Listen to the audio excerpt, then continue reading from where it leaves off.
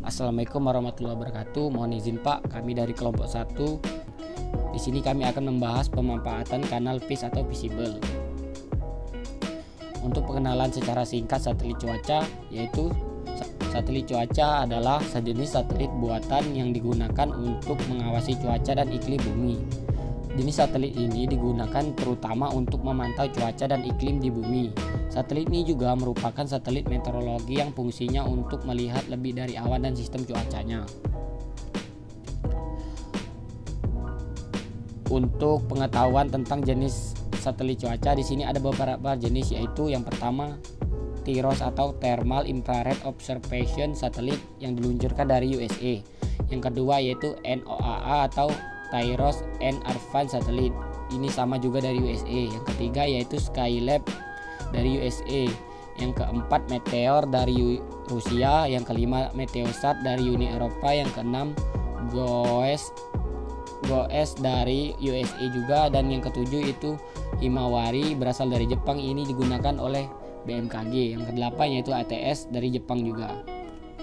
Di sini ada 16 band atau band dari Himawari 8. Untuk selanjutnya Himawari 8 memiliki 16 kanal, tetapi ada 3 kanal visible yaitu yang digunakan yaitu band 1, band 2 dan band 3. Untuk band 1 memiliki panjang gelombang 0,47 mikrometer dan band 2 memiliki panjang 0,51 mikrometer dan band 3 memiliki panjang 0,4 mikrometer, di mana kanal visible ini memiliki True Color Imagery. True Color Imagery ini merupakan citra untuk menampilkan warna bumi pada kanal visible, di mana ini mirip dengan apa yang kita lihat dengan mata kita sendiri. Produk utamanya untuk citra ini adalah kombinasi dari ketiga saluran yang peka terhadap warna merah, hijau, dan biru, juga cahaya yang terlihat. Tapi untuk beberapa informasi citra satelit yang disertakan juga warna hijau bagi daerah bervegetasi. Di sini terdapat koreksi atmosfer Rayleigh yang diterapkan untuk meningkatkan kejelasan produk yang dihasilkan. True Color Imagery ini memfasilitasi penggambaran yang cepat terhadap jenis permukaan seperti gurun, region, vegetasi, tutupan salju, dan juga kondisi atmosfer seperti awan, asap, debu, dan kabut. Kanal visible ini merupakan kanal yang menunjukkan reflektivitas yang didapat dari pengamatan radiasi panjang gelombang 0,47 sampai dengan 0,64 mikrometer, di mana ini disebut dengan citra tampak atau sinaran gelombang tampak. Sensor visible ini merekam besarnya radiasi matahari yang dipantulkan kembali oleh objek. Dan kanal visible ini tidak tersedia pada malam hari. Untuk warna abu-abu pada kanal visible merupakan tanda adanya reflektivitas yang berbeda atau albedo. Albedo ini merupakan besaran yang menggambarkan perbandingan antara sinar matahari yang tiba di permukaan bumi dengan yang dipantulkan kembali ke angkasa. Kanal visible sangat berguna untuk membedakan mana awan tebal dan tipis. Awan bertekstur halus sering disebut dengan stratus, dan yang teksturnya kasar seperti stratocumulus. Jadi kanal visible ini bisa melihat jenis awan dari teksturnya. Kanal visible ini untuk karakteristik tebal, ia memiliki nilai albedo yang tinggi. Contohnya seperti awan CB, dia memiliki nilai albedo 92%. Untuk warna abu-abu menunjukkan bahwa awan itu merupakan awan yang jenis permukaannya itu tipis dan memiliki puncak awan rendah, juga albedo yang rendah. Kemudian awan yang gelap hampir mendekati warna hitam itu merupakan awan yang memiliki albedo sangat rendah dan dia menempati region vegetasi dan lautan. Di sini perlu diketahui for your information, khusus untuk visible dengan panjang gelombang 0,64 mikrometer ini merupakan gelombang radiasi terkuat karena dia memiliki nilai albedo yang tinggi.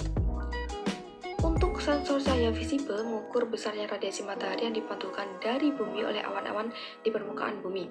Pada kanal visible dihasilkan dari pantulan sinar matahari oleh bumi dan atmosfer pada kisaran panjang gelombang 0,4 sampai 0,7 mikrometer. Citra visible ini menggambarkan intensitas cahaya matahari yang dipantulkan awan oleh permukaan bumi. Karena makan objek pada citra visible ini berbeda-beda tergantung sudut datang dan elevasi sinar matahari. Dengan sinar tampak atau kanal visible ini, benda atau awan yang paling banyak albedonya tuh tampak paling putih. Kemudian jenis permukaan yang tebal itu dia memiliki refleksivitas yang tinggi dan ini berguna untuk deteksi awan. Untuk membedakan awan-awan tebal dan awan tipis.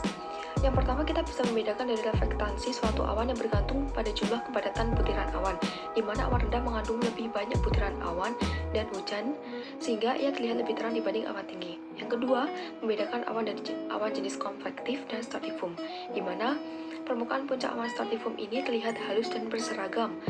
Untuk puncak awan konvektif ini bentuknya tidak rata atau bergerombol. Gelombang elektromagnetik memiliki spektrum yang sangat luas, di mana sebagian kecil dari spektrum tersebut dapat ditangkap oleh mata manusia. Rentang panjang gelombang spektrum ini 0,4 km hingga 0,7 mikrometer, setara dengan 400 nanometer sampai dengan 700 nanometer. Untuk sinar ini disebut dengan sinar tampak atau visible, di mana ia menempati pita semi di atas sinar inframerah. Untuk band 1 ini warna merah dengan panjang gelombang 600 sampai 720 nanometer. Band 2 adalah warna hijau dengan panjang gelombang 490 sampai dengan 610 nanometer. Untuk band 3, ia warna biru dan panjang gelombangnya 430 sampai 550 nanometer. Untuk deteksi awan ini ada 3 teknik, yakni thresholding. Jadi pada teknik ini refleksivitas sudah diketahui. Untuk spatial differentiation dan thresholding adalah deteksi awan menggunakan perbedaan nilai piksel pada setiap luasannya.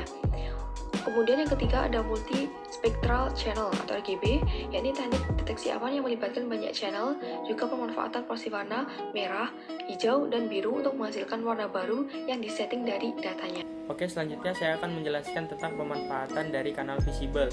Yang pertama, kanal visible dapat mendeteksi aerosol pada siang hari.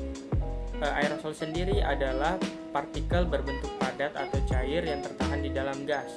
Dengan adanya pemanfaatan ini dapat membantu ilmuwan dalam bidang meteorologi untuk menganalisa atau mengidentifikasi kualitas udara.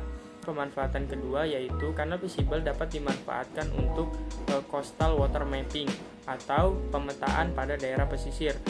Jadi, kanal visible dapat memberikan gambaran atau citra pada daerah pesisir yang membantu ilmuwan untuk menganalisa daerah pesisir.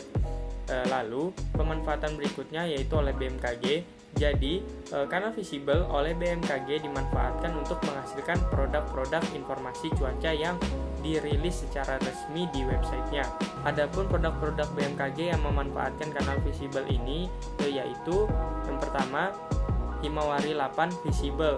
Produk ini menunjukkan refleksivitas yang didapat dari pengamatan radiasi pada panjang gelombang 0,65 mikrometer. Panjang gelombang visible merupakan panjang gelombang yang sama dengan apa yang dilihat oleh mata manusia. Sensor visible akan merekam besarnya radiasi matahari yang dipantulkan kembali oleh objek. Oleh karena itu, citra satelit visible tidak tersedia pada malam hari. Kemudian produk selanjutnya yaitu Himawari 8 Cloud Type. Produk ini adalah hasil kerjasama antara BMKG dan JMA dengan memanfaatkan kanal visible yang digabungkan dengan kanal inframerah, digunakan untuk mengidentifikasi awan-awan yang tertangkap pada kanal-kanal tersebut. Produk lain dari BMKG yang memanfaatkan kanal visible yaitu adalah Himawari 8 Convective Cloud. Produk ini sama seperti produk sebelumnya, yaitu menggabungkan antara kanal visible dengan kanal inframerah. Namun, pada kanal ini khusus untuk mengidentifikasi adanya awan-awan konvektif di Indonesia. Kemudian selanjutnya, kanal visible juga sering digunakan oleh para ilmuwan untuk membantu mereka dalam menganalisis dalam penelitian sains mereka. Contohnya pada 2 jurnal ini yang memanfaatkan kanal visible dalam penelitiannya. Oke, jadi itu dia tadi penjelasan dari kelompok kami tentang satelit cuaca, khususnya kanal visible. Adapun kekurangan atau salah-salah kata dalam video ini kami ucapkan mohon maaf yang sebesar-besarnya. Dan akhir kata saya ucapkan terima kasih. Assalamualaikum warahmatullahi wabarakatuh.